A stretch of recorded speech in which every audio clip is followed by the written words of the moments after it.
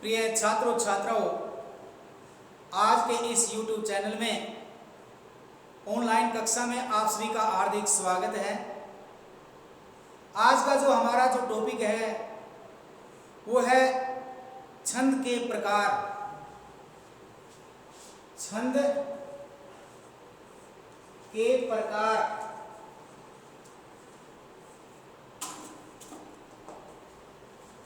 छंद के मुख्य रूप से दो प्रकार के होते हैं छंद। नंबर एक होता है हमारा वर्णिक छंद। वर्णिक छंद। नंबर दो पर होता है मात्रिक छंद। मात्रिक छंद। तो ये छंद के प्रकार हैं, वर्णिक छंद और मात्रिक छंद। वर्णिक छंद क्या होते हैं, मात्रिक छंद क्या होते हैं? वर्णिक छंद में वर्णों की जो संख्या होती है वो निश्चित होती है। प्रत्येक हमारे जो छंद में चार चरण होते हैं, हमारे चारों चरणों के अंदर वर्णों की संख्या हमेशा बराबर होती है। और गुरु और लघु के ऊपर भी क्रमशः गुरु का और लघु का जो क्रम है वो भी क्या होता है, हमेशा निर्धारित होता है, अर्थात एक समान होता है। वर्णिक छंद में हमने बताया कि वर्णिक छंद के अंदर क्या होता है, वर्णों की संख्या निश्चित होती है प्रत्येक चरण के अंदर, और इसमें गुरु और लघु का क्रम भी निश्चित होता है। उसके बाद मात्रिक छंद क्या होते हैं? मात्रिक छंद के अंदर मात्राओं की संख्या निश्चित होती है, अर्थात मात्राओं की संख्या बराबर होती है प्रत्येक चरण के अंदर, लेकिन इसमें गुरु और लघु के क्रम के ऊपर कोई विशेष निर्धारित नहीं होता।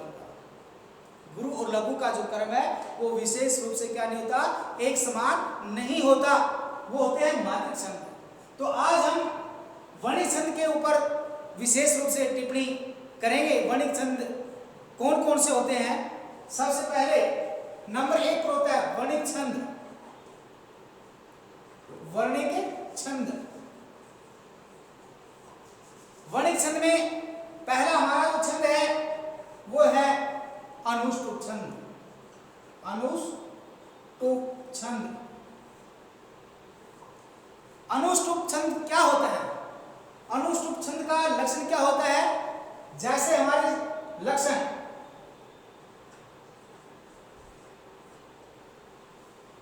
हमारा अनुष्टुप छंद का श्लोके षष्ठम गुरु गेयम।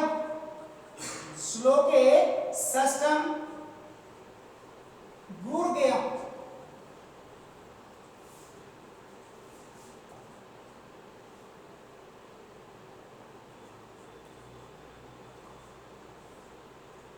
सर्वत्र लघु पंचम।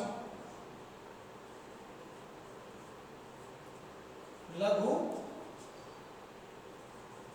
पंचम। द्विचतुष्पाद्यो।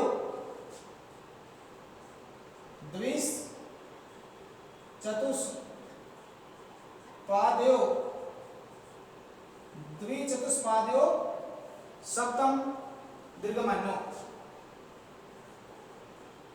सप्तम दीर्घम अन्नयो। दीर्घम अन्नयो। श्लोके षष्ठम गुरु गेयम सर्वत्र लघु पंचम द्विचतुष्पाद्यो सप्तम दीर्घम अन्नो। ये हमारा अनुष्टुप छंद का लक्षण है। अब अनुष्टुप छंद का जो मैंने संस्कृत भाषा के अंदर आपको लक्षण बताया, लेकिन इसकी हिंदी क्या होगी? जिस छंद के अंदर, अर्थात जो हमारा जो छंद है, इसके जिस छंद का जो प्रत्येक चरण है, उस प्रत्येक चरण का छठा अक्षर गुरु हो। श्लोके षष्ठम गुरु गेयम, छठा अक्षर क्या हो? गुरु हो, और पांचवा जो वर्ण है चरण का लघु हो। द्विचतुष्पाद्यो सप्तम दीर्घम अन्नो। दूसरे और चौथे पाद को हम चरण भी बोलते हैं। दूसरे और चौथे पाद का जो सातवां अक्षर होता है वो हर्ष होता है, लेकिन पहले और तीसरे का क्या होता है? दीर्घ माना जाता है। ये हमारी हिंदी बनती है इसे लक्षण की।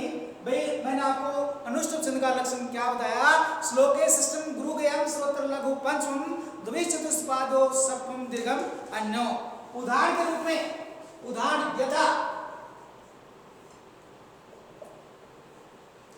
यथा उदाहरण के रूप में हम करते हैं, जैसे अयम निजय प्रोवेति गणना, अयम निजय प्रोवेति गणना, प्रोवेति गणना लघु चेत साम, लघु चेत साम। अयम निजय प्रोवेति गणना लघु चेत साम। उधार श्रितानाम तु वसुदेव कुटुंबकम, उधार श्रितानाम तु वसुदेव कुटुंबकम।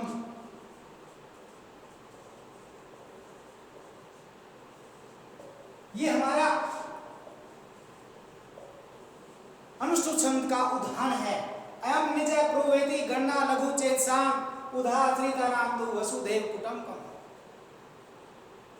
अब जैसे अयम निजय प्रोवेति गणना कि यह अपना है, प्रोवेति गणना या प्राय है, यह अपना है या प्राय है, गणना लघु चेत साम। इस प्रकार की गणना तो छोटे दिल वालों के मन में होती है। उदार श्रितानाम तो वसुदेव कुटुंबकम, उदार श्रितानाम विशाल हृदय वालों के लिए तो वसुदेव कुटुंबकम, सारी पृथ्वी परिवार के समान होती है। यह अपना है या प्राय है, इस प्रकार की गणना तो छोटे दिल वालों के मन में होती है, लेकिन विशाल हृदय वालों के लिए तो एक सारी पृथ्वी एक परिवार के समान होती है। तो ये हमारा इसका है अनुष्टुप छंद का उदाहरण। मैंने आपको इसका लक्षण में क्या बताया भाई, अनुष्टुप छंद के इसके अंदर क्या होता है, हमेशा प्रत्येक छंद के अंदर 8 वर्ण होंगे। प्रत्येक छंद के अंदर कितने वर्ण होंगे? 8 वर्ण होंगे। और जिसमें जिस श्लोक का छठा अक्षर, जिस श्लोक के अंदर, जिस श्लोक में जो छठा वर्ण है वो गुरु होगा, 5वां लघु होगा, दूसरे और चौथे पाद का 7वां अक्षर लघु होगा, लेकिन पहले और तीसरे पाद का 7वां अक्षर गुरु माना जाएगा। ये हमारा है अनुष्टुप छंद का लक्षण। उसके बाद हम चलते हैं नंबर 2 पर, इंद्र वज्रा। इंद्र वज्रा। अब इंद्र वज्रा छंद क्या होता है? लक्षण।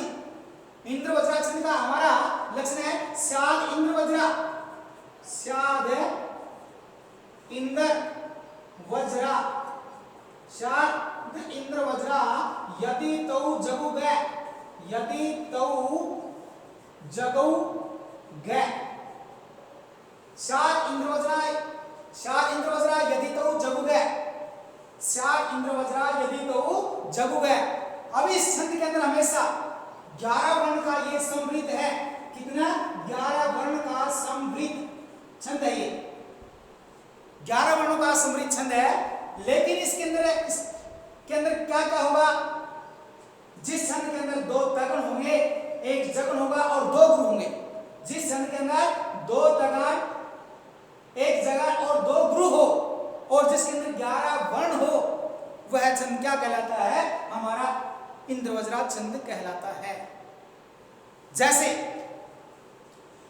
अर्थो ही कन्या प्रत्यय, अर्थो ही कन्या यथा,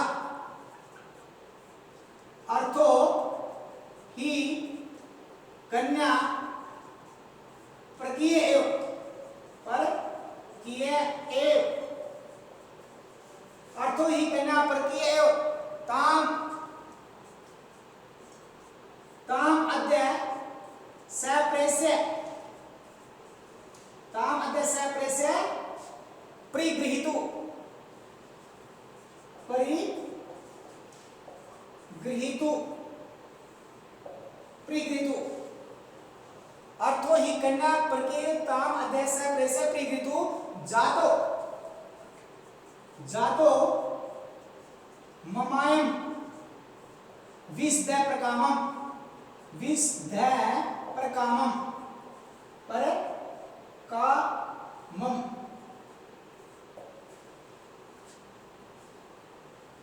अर्थो ही कन्या प्रकीय ताम देशम प्रेसे प्रीगृतु जातो मम अयम विषय प्रकामम।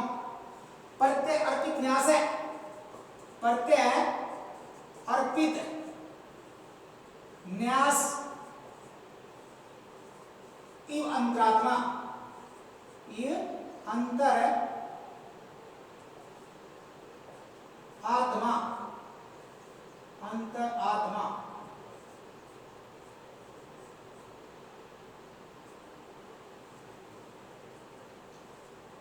ये हमारा इंद्रवज्रा छंद का उदाहरण है। अर्थो ही कन्या परके तामदेशम सप्रेस्य प्रीगृतु जातो मम अयम विषय प्रकामम प्रत्यय अर्पित न्यास की अंतरात्मा। इस उदाहरण के अंदर बताया गया है, ये हमारा जो उदाहरण है अभिज्ञान शाकुंतलम नाम का जो एक नाटक है जिसमें दुष्यंत और शकुंतला का एक मार्मिक वर्णन किया गया है। तो वहां पर इस श्लोक के अंदर जो कण्व ऋषि है वो शकुंतला की विदाई के ऊपर ये श्लोक लिखता है कि अर्थो ही कन्या प्रकीयतामध्य संप्रेष्य प्रीगृतु जातो मम अयम विषय प्रकामम। अब इसके अंदर कहता है, कण्व ऋषि कहते हैं कि जो कन्या है वो हमेशा प्रायधन है। अर्थो ही कन्या परकीय जो लड़की होती है वो हमेशा प्रायधन है। ताम अध्याय प्रेसे प्रीगृतु, ताम और आज मैं उसको अपने पिता के घर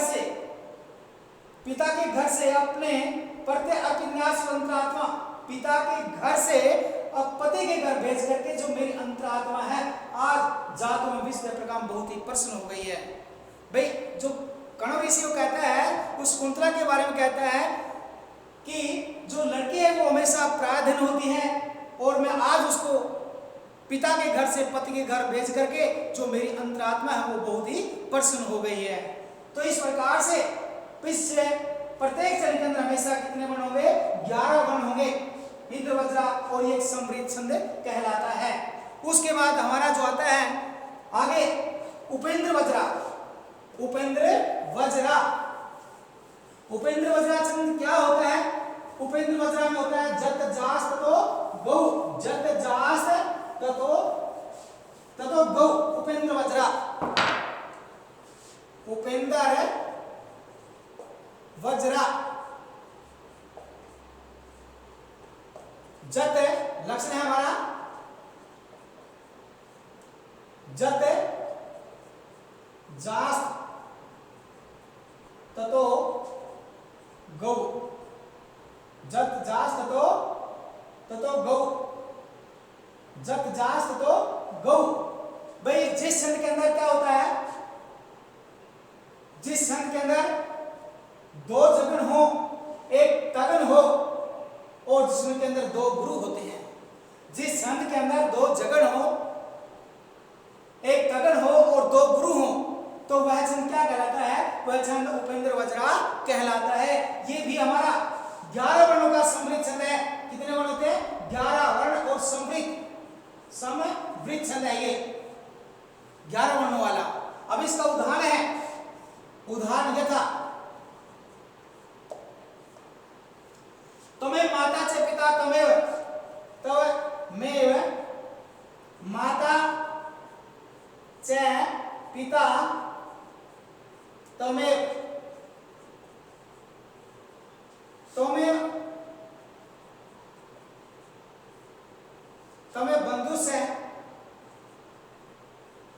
बंधु से सखा तमेव।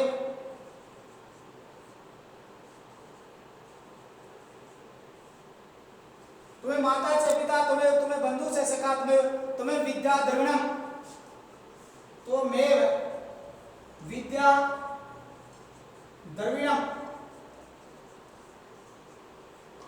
तमेव विद्या द्रविणम त्वमेव।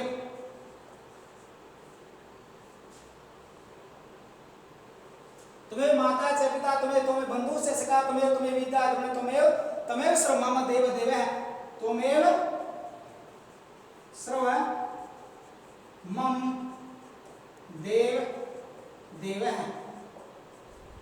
अब ये इसका उदाहरण है। भाई तुम्हें माता से पिता तमेव, तू ही मेरी माता है, तू ही मेरे पिता हो। तुम्हें बंधु से सखा में, तुम ही मेरे बंधु हो, भाई हो, तुम ही मेरे मित्र हो। तमेव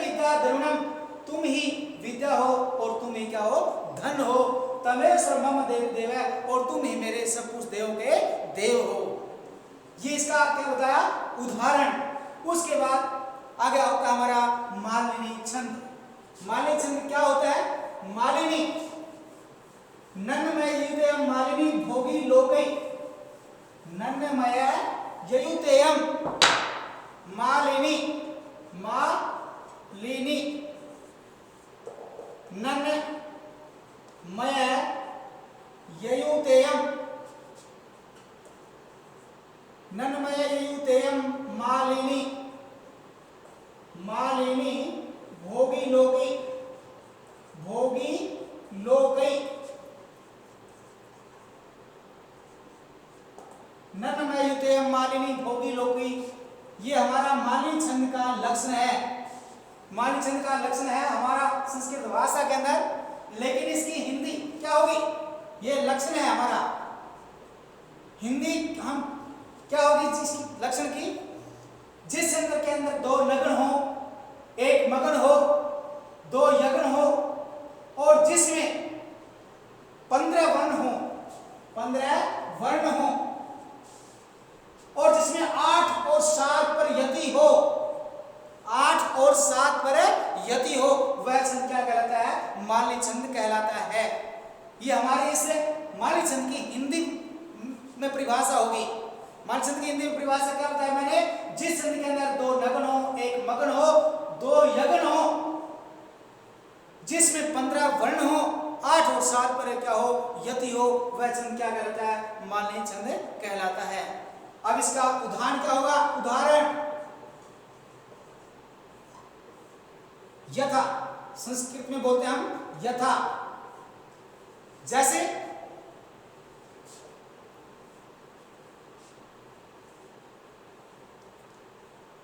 नन्नमय युतेयम मालिनी भोगी लोकै। सरसी जम अनुविद्धम, सरसी जम अनुविद्धम, अनुविद्धम, सरसी जम अनुविद्धम, शैवले नापी रम्यम, शैवले नापी रम्यम। सरसी जम अनुविद्धम शैवले नापी रम्यम मलिनम अपि हिमांशो, मलिनम अपि हिमांशो, मलिनम अपि हिमांशो लक्ष्म, लक्ष्म लक्ष्मीं तनोति, लक्ष्मीं तनोति। इयम अधिक मनोज्ञा, इयम अधिक मनोज्ञा, वल्कले नापी तन्वी, वल्कले नापी तन्वी।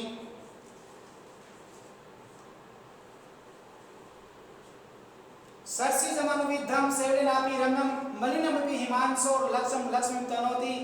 इयम अधिक मनोज्ञा वल्कले नापी तन्वी। किम इव हि मधुराणां मंडनम नाकृतीनां। किम इव हि मधुराणां, मधुराणां मंडनम नाकृतीनां, नाकृतीनां।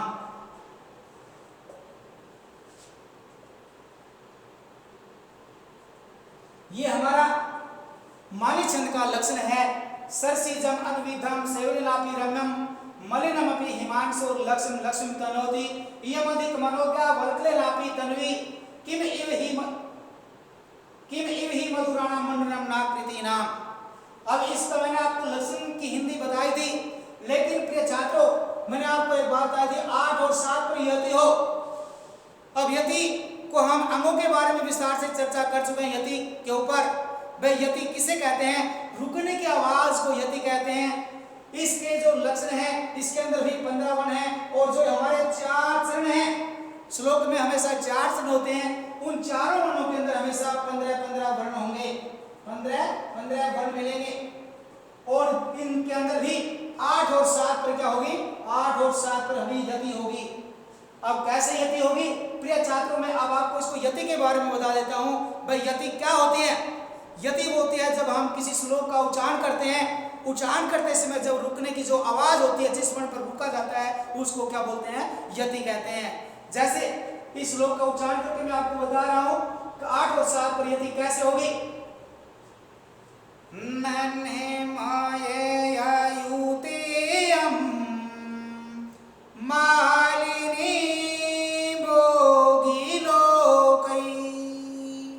तो हमारे यहाँ पर 8 यम ययु तेयम के ऊपर यहाँ पर रुकने की आवाज आती है और बाद में लोकी के ऊपर आवाज आती है।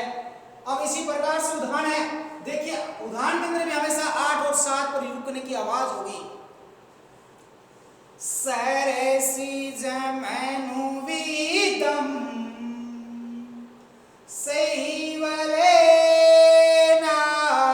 सैवलेनापिरम्यं मलिनमपि मांसो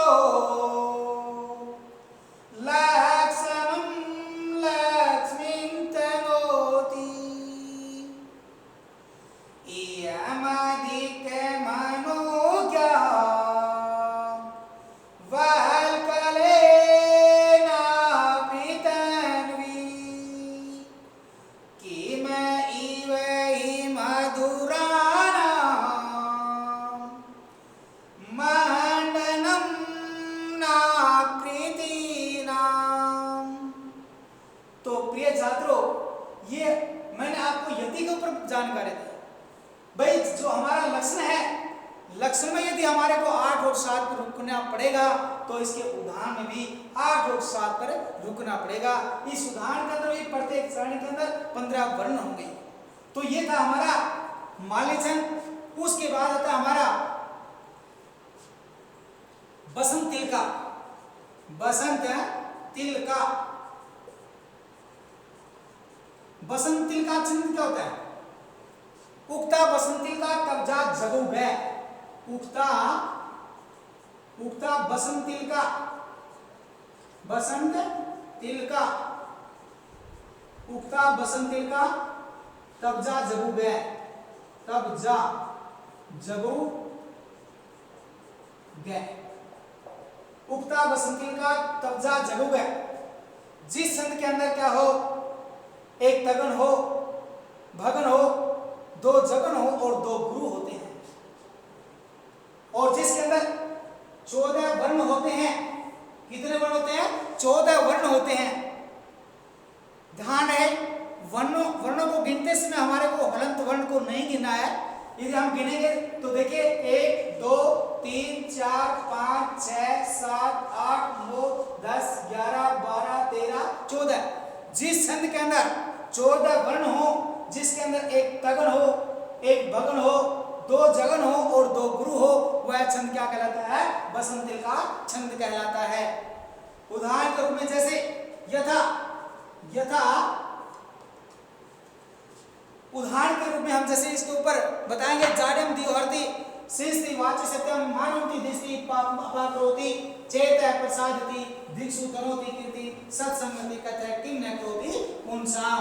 ये हमारा बसंत तिलका छंद का उदाहरण है। उक्ता बसंत तिलका कब्जा जगो गए, ये क्या है इसका लक्षण। अब उदाहरण क्या हुआ? यथा, यथा जाड्यम दियोहर्ति, जाड्यम दियोहर्ति, जाड्यम दियोहर्ति सिंचति वाचि सत्यम, सिंचति वाचि सत्यम, वाचि सत्यम, सिंचति वाचि सत्यम मानो उन्नति दिष्टि, मानो उन्नति, मानो अंतिम दिष्टि, मानो उन्नति दिष्टि पापम अपाकरोति, पापम अपाकरोति।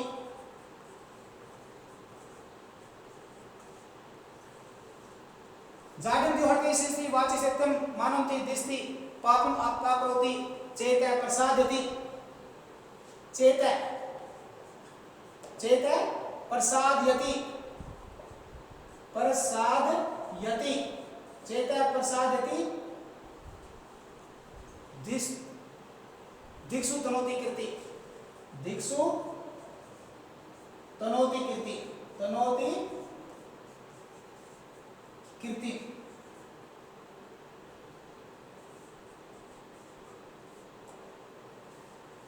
सत्संगति कथय किम न करोति पुंसाम, सत संगति, सत्संगति, सत्संगति कथ्य है, सत्संगति कथ्य किम न करोति पुंसाम, किम न करोति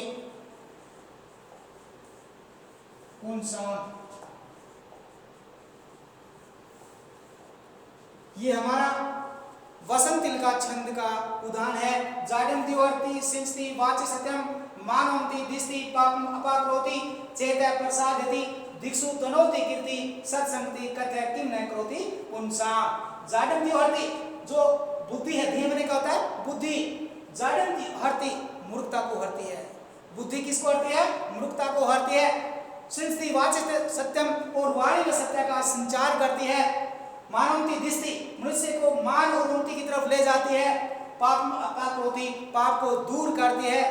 चेत प्रसादति, चेत प्रसादति, चेत मन को प्रसन्न करती है। दिक्षु तनोति कीर्ति सभी दिशाओं में यश फैलाती है। दिक्षु मैंने होता है सभी दिशाओं के अंदर, कीर्ति मैंने यश को, तनोति मैंने फैलाती है, सभी दिशाओं में यश को फैलाती है। सत्संगति कथ्य किम न करोति पुंसा, सत्संगति कथ्य मैंने कहो कि जो सत्संगति है किम न करोति पुंसा, पुंसा मैंने मनुष्यों का क्या नहीं करती, कहो कि सत्संगति मनुष्यों का क्या नहीं करती। जो बुद्धि है वो मूर्खता को हरती है, वाणी में सत्य का संचार करती है, मनुष्य को मान और उन्नति की तरफ ले जाती है, पाप को दूर करती है, मन को प्रसन्न करती है, सभी दिशाओं में यश को फैलाती है। कहो कि सत्संगति मनुष्यों का क्या नहीं करती। तो प्रिय छात्रों, आज का जो हमारा टॉपिक था यहीं पर समाप्त होता है। धन्यवाद।